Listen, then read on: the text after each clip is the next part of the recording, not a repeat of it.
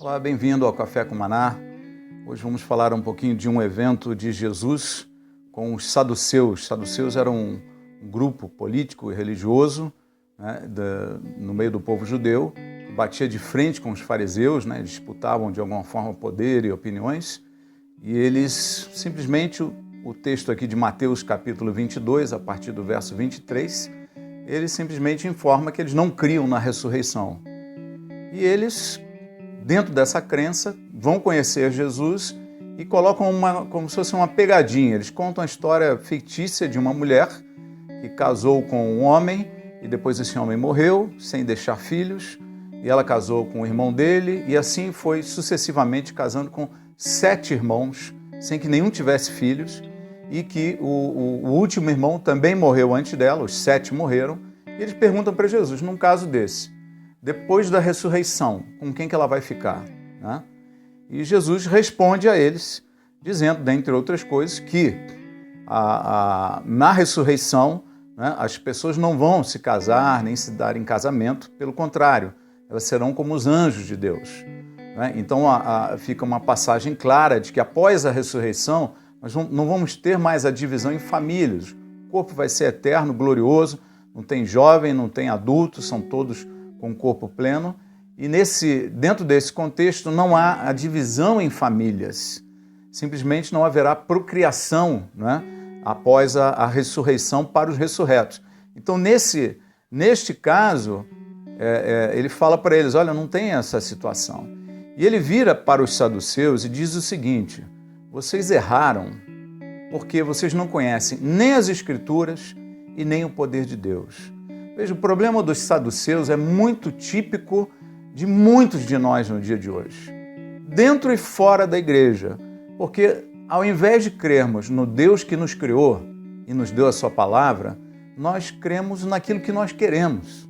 Nós optamos pelo que vamos acreditar ou crer. Nós decidimos as nossas crenças. E assim como os saduceus, de alguma forma eles tiraram da cabeça deles que não havia ressurreição, interpretaram dessa forma e assim ficou. O apóstolo Paulo, em algum momento, falando sobre ressurreição, no Novo Testamento, em uma de suas cartas, ele diz o seguinte, olha, se você não acredita na ressurreição, a sua fé é em vão, é inútil. Né? Se você não crê que Jesus ressuscitou então, e não crê que você vai ressuscitar no último dia, então que fé é essa?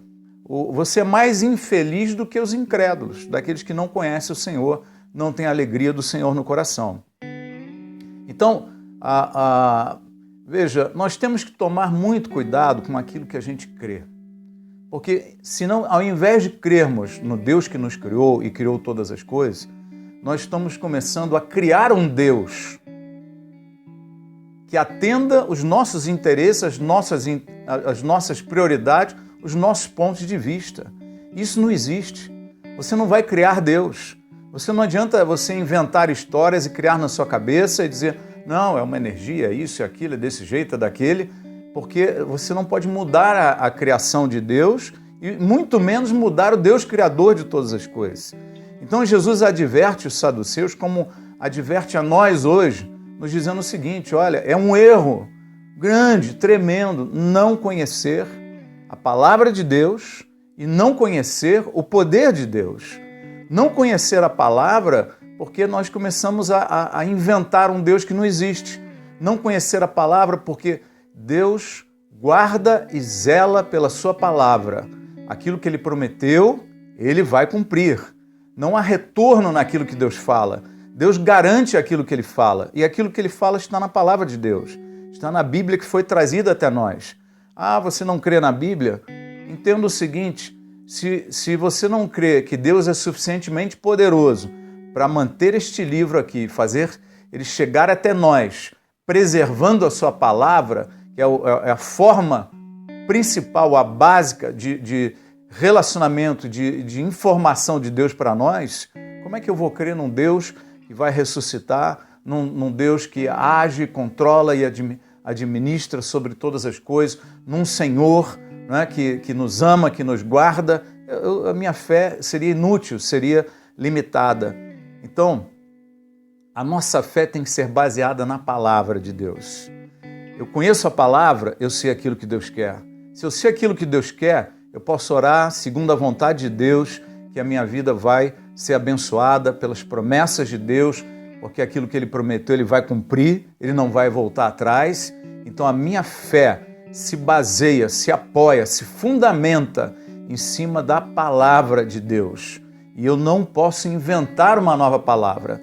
Às vezes as pessoas fazem campanhas e achando que vão ter 1001 respostas de uma campanha disso, campanha daquilo, campanha do mergulho, campanha do fogo santo, campanha da piscina, das águas de não sei o quê, e determina que vai ter que acontecer alguma coisa ali. Olha, isso é uma insegurança, porque a firme segurança da nossa fé é o quê? Eu creio naquilo que Deus me promete na sua palavra. Aquilo que Deus prometeu, Ele está comprometido e Ele vai fazer acontecer na sua vida, nas nossas vidas, porque é um clamor que nós fazemos a Deus, é uma oração, uma petição em cima de algo que Deus já disse que vai nos conceder se nós orarmos crendo e confiando que vamos receber. Temos que seguir esse parâmetro de vida. Outra coisa é ter essa fé que não se apoia no poder de Deus, não conhece o poder de Deus, né? A gente fica muito limitado, a gente começa a limitar a ação de Deus em cima das nossas experiências. Eu nunca vi Deus fazer isso, então Ele não pode fazer. Claro que pode. Deus faz o que Ele promete e Deus faz qualquer coisa, né? Então, todas as promessas do Senhor para as nossas vidas, elas são vivas, são poderosas para o dia de hoje, né? Eu não posso crer num Deus sem poder, um Deus xoxo, um Deus murcho, um Deus que não atua, um Deus que não vai fazer a ressurreição, que eu não creio que Ele tem poder. Se eu não creio no poder de Deus, eu não consigo entender que Deus criou todas as coisas. Se eu não creio no poder de Deus, eu não creio que Ele pode restaurar um casamento destruído. Eu não creio que Ele pode curar uma enfermidade. Eu não creio que Ele pode renovar emoções terríveis que estão destruindo a vida de uma pessoa. Medo, ansiedade, angústia, estresse, depressão. Se eu não creio no poder de Deus, eu não creio nessas coisas. E a minha fé é extremamente limitada e, como diz o Senhor Jesus, é uma fé errada. É uma fé baseada em princípios errados. Veja, uma fé que não conhece a Bíblia é como um carro sem volante. Um carro que você entra no carro e você não tem como dirigir, colocar direção no carro. A fé com a palavra de Deus, a palavra dá direção à nossa fé. Ela mostra os caminhos, ela mostra para onde, o que eu posso crer, o que eu devo crer, aonde eu entendo, como eu entendo e interpreto as coisas que acontecem nas nossas vidas, as coisas que estão à nossa volta. Veja, a Arca de Noé, ela não tinha direção, ela não tinha leme. Por quê? Porque o objetivo da Arca de Noé era flutuar. Ela não precisava ir para nenhum lugar ou para outro, ela tinha apenas que se manter flutuando para preservar a vida das pessoas. A vida cristã de hoje não é como estar na arca, porque a arca está esperando um dia passar depois do outro até que a água baixe. Não, nós não estamos vivendo um dia depois do outro esperando a morte. Nós estamos vivendo um dia após o outro, sabendo que Deus tem um plano para as nossas vidas. Deus tem projetos para a sua vida. Deus tem ideias maravilhosas sobre você, a tua família, a tua esposa, teus filhos. Deus tem plano para nós. Ele quer nos dirigir nesse plano. Por isso que a Bíblia nos ensina que o Espírito Santo nos guia a toda a verdade. Ele nos orienta, Ele nos mostra o caminho que devemos seguir. Então, invista seu tempo, sua vida, sua prioridade em conhecer a palavra de Deus.